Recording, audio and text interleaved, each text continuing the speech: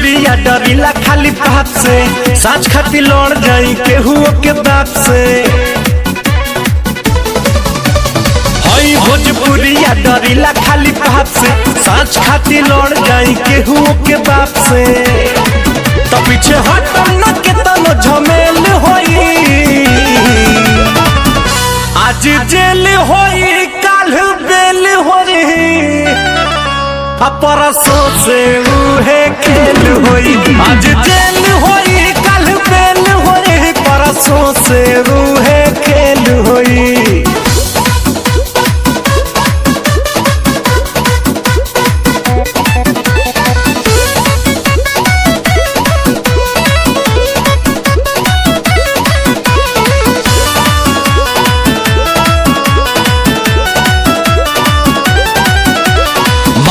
पगरिया अमुहवा में पान बा, पिस्टल कमर में असीना उतान बा।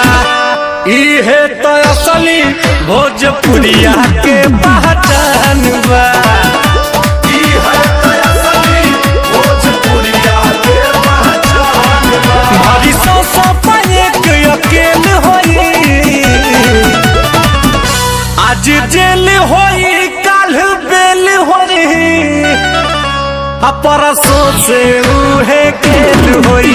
आज जेल होई काल बेल होई, परसों से उहे खेल होई।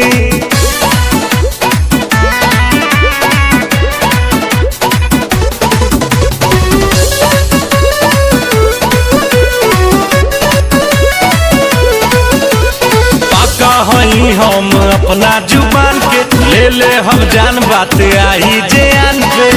करिले न सहीले माटी के अपमान के, करिले न सहीले माटी के अपमान के। भरते हम जे माथा फेल होई,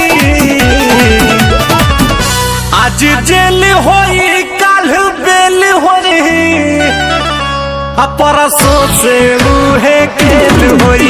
आज जेल होई काल बेल होई, परसों से